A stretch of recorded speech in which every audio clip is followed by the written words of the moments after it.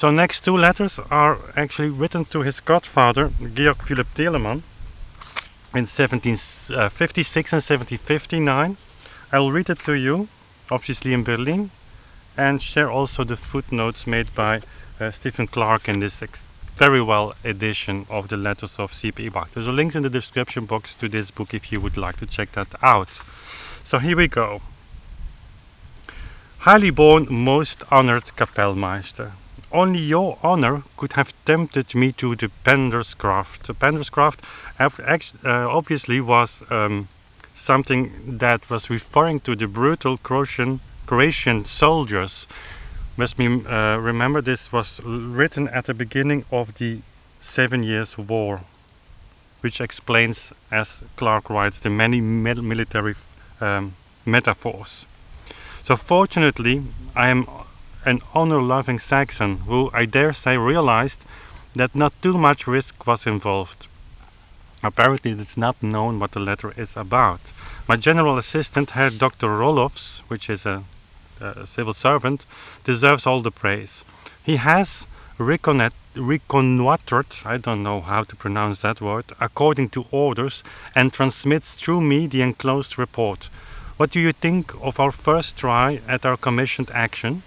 Cannot something proper still become of use of us in time? I believe people such as we should be kept on the force. For more security, I have put each little parcel that Herr Roloffs has listed in a separate paper sack, tied it tightly, and covered everything with a waxed cloth field blanket, which is labeled with the initials of our worthy chief. He will realize better than I which is summer forage and which winter.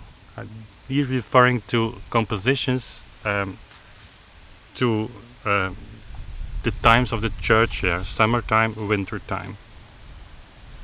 The younger Herr Graun, in whom I noticed some concern about his passion, and that's the passion Karl Heinrich Graun's Der Tod Jesu, will be heard from in writing in a few days. I therefore suspect that certain reports and no criticism are responsible. Perhaps he will explain himself more clearly to you.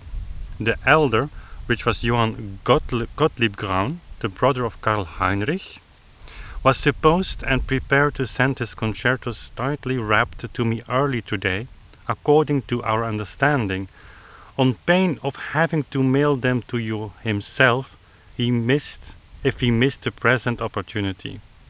Since I have not seen them yet, I suspect he has willingly subjected himself to this punishment.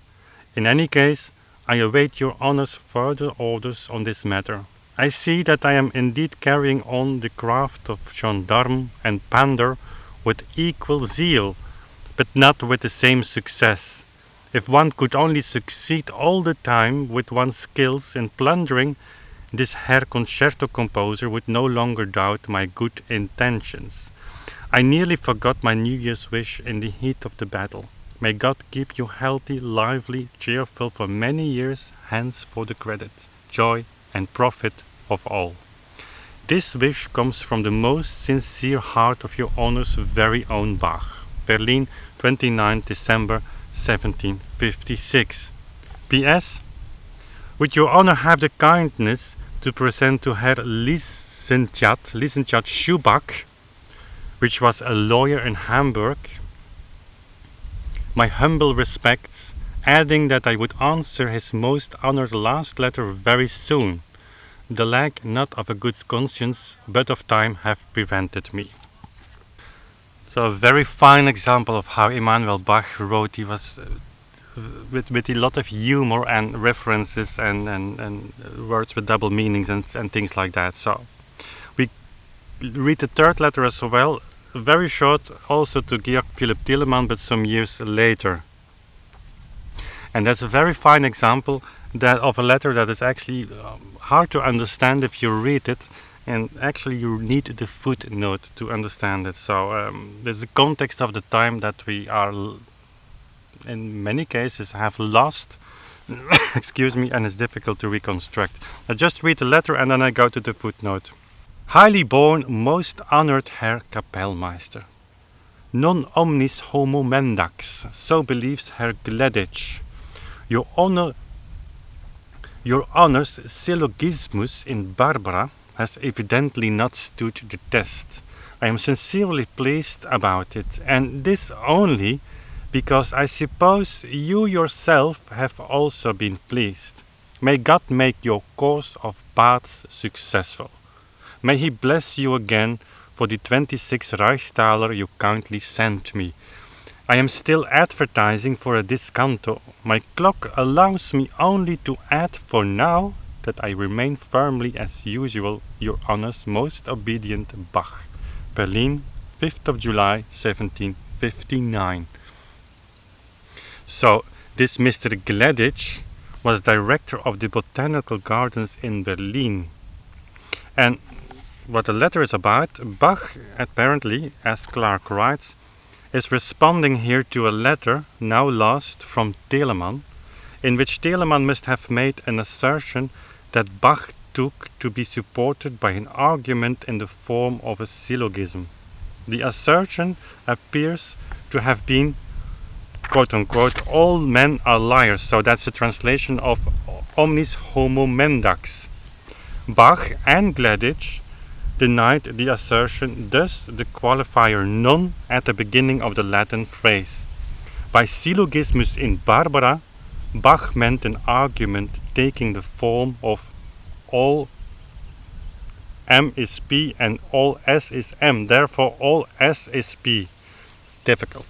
Barbara was the medieval label applied to this particular mode of syllogism. I thank Dr. Sarah Stebbins, as Clark writes, for her help in interpreting this passage.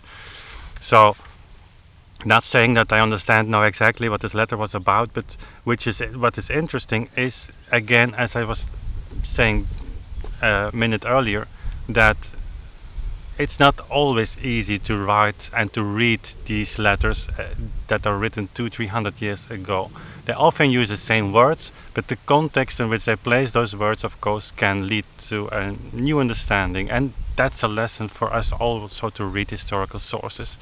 It sometimes appears easier than it actually is. Okay, hope you like this. Up to the next letter for next episode. Don't forget to subscribe and hit the bell icon if you want to stay on top of that, and if you're interested in this book, there is a link in the description box. See you later. Bye.